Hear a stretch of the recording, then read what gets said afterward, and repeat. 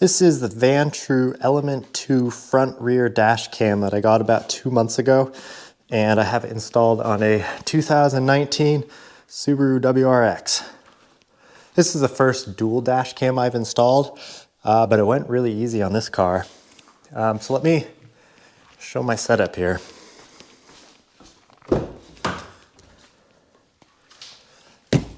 Actually, before I hop in,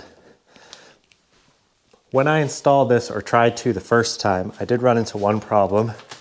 I had a pretty easy fix to it, but the included USB-C cable comes pre-installed onto a 12-volt brick or 12-volt charger. It doesn't detach and you can't extend it, and it turns out that the particular location that I wanted to install the power on my camera, it was not long enough.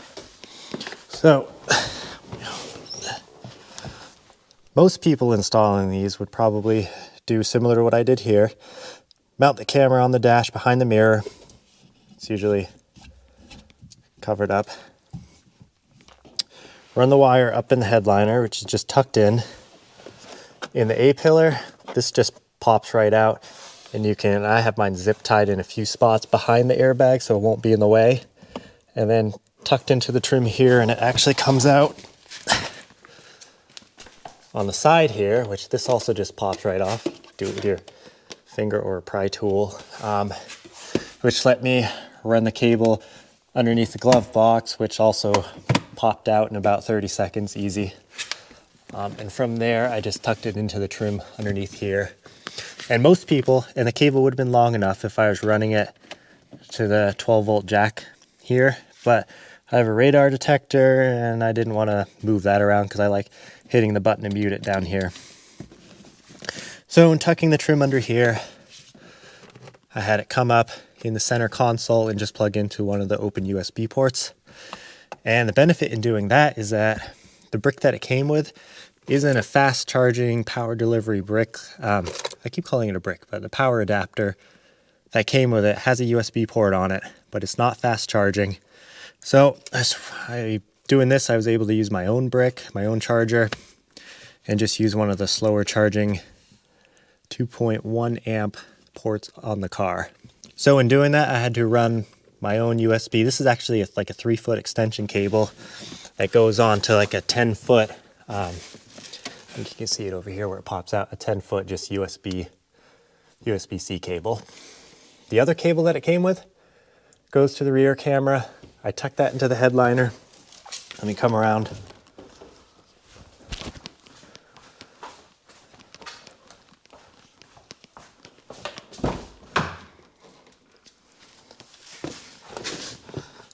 Same as before, tucking into the headliner. I ran it into the A-pillar that pops right off. And then from there, if I peel this back, and I can't zoom in, but with the GoPro, it's tucked underneath this weather stripping. And I have it going all the way back here, tucked into here. I didn't have to pull this one back. The B-pillar trim, I think, is harder. I think you have to remove some seatbelt stuff. And anyway, I literally just tucked it. And you can kind of see right there where it's showing a little bit, and same on the other side. And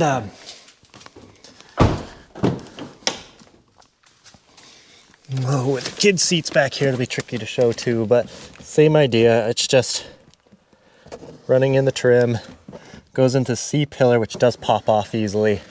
And in there, I ran it tucked in the headliner to this spot. It literally takes 5 minutes to run the rear camera. I was almost going to skip installing that at first until I started actually running the wiring, seeing how easy it went in. From the outside, that's what you see. I don't know if people notice it or not when they're driving behind me. Doesn't seem like it. I think it blends in pretty good. The front camera, the only thing I would change about it is, and it probably doesn't show in the GoPro video, but around the camera, there's like a trim piece, circular trim piece. It's got a glossy look to it and it reflects back a little bit. I like having my camera kind of hidden, and you know, it's my video on it. It doesn't belong to anybody else who sees it after getting into an accident. So Anywho, let me go over how to connect it to your phone, or at least how the app works.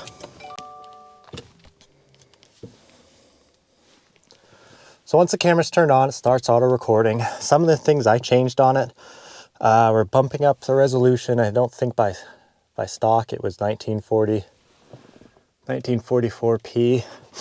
And then the rear camera is the other one that's set at that high resolution. I think it was like 30 frames per second at a lower resolution before. But starts recording. I have the sound turned off so it's not beeping. The collision detection was overly sensitive even when I adjusted the sensitivity, so I did shut that off because it's recording 24/7. If you get into an accident, you're not going to be driving around for 10 more hours before your SD card fills up and it rewrites over it. So I wasn't too worried about that. Plus, if it's going off every minute, then you're going to be, poking through hundreds of files anyway by the time you get back home. So the app itself connects pretty easily. Open up Vantrue, tells you to turn on the Wi-Fi. By default, the Wi-Fi isn't always on, which is a little different than my other Yi brand dash cam. So you have to turn on the recording by pressing that button on the left, and then hold down on the right side button to get to the Wi-Fi menu, and choose 5 gigahertz.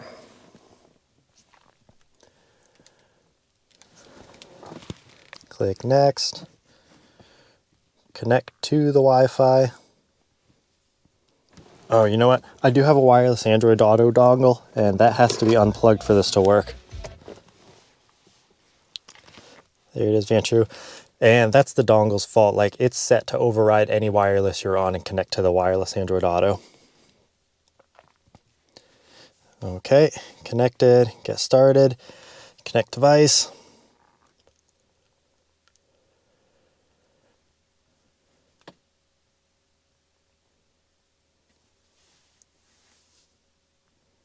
Sorry, my phone screen is looking a little dirty.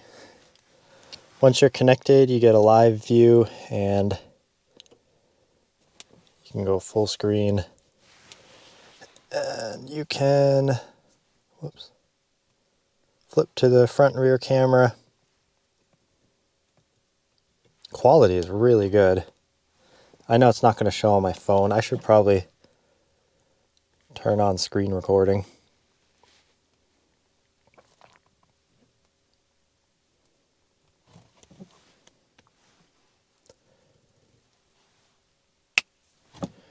All right, I turned screen recording on so you can see the quality.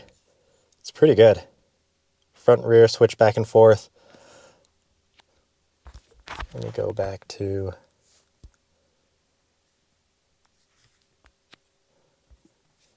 All right, my phone is set to also lock onto portrait and landscape. You can access your SD card from the app. What's cool about this thing though is my last cameras would not keep up with video streams. So if you were trying to find an event that happened, like, it wouldn't start playing this quick. You wouldn't be able to scrub through it with any speed at all. Like, it was like 10 or 15 seconds. And if you tried to play a video, it would not be real time. It would play for a few seconds, pause, and play again. So I think that 5 gigahertz wireless is a huge advantage on this one.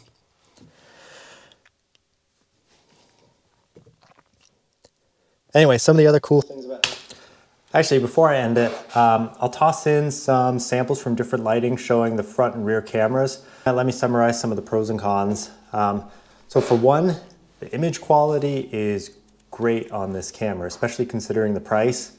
The sound quality is also really good, even with music blaring. It doesn't get nasty distortion like other cameras I've had in the past. And so far it's got reliable recording. I haven't had any issues there. And the install was easy. USB power is simple. Use their power cord if it's long enough. And if it isn't, USB power cables are cheap and easy to source. And then when you think about a dash camera, there's like 3 crucial must-haves. You want good picture quality, which means like a good field of view, front and rear coverage, enough detail to make out a license plate.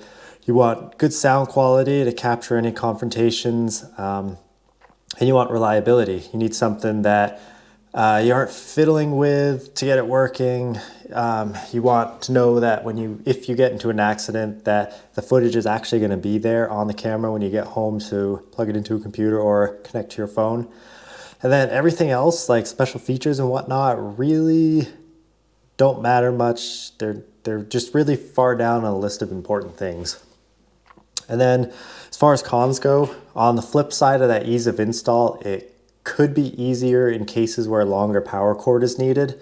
The included cable should be like just a regular USB cable with a separate power adapter. It shouldn't be a all-in-one cable. It would make installs easier, and if you need to pop on an extension cord or switch to a more powerful adapter or just use a USB port built in your car like I did, you can. The install is a one-time thing anyway, then you're set for years of use, so it's not a huge deal anyway. And then turning off recording and then turning on Wi-Fi to connect it is probably more work than it should be. It's more work than any of the other dash cameras I've used in the past. So I hope that can be improved maybe in the future or on a different model. And then the final thing was just like a more subtle looking camera that's not glossy, because I like to have that kind of stuff hidden. And then I'll end it with some clips now. Thank you for watching, and please like the video if you got anything useful out of it. Thank you.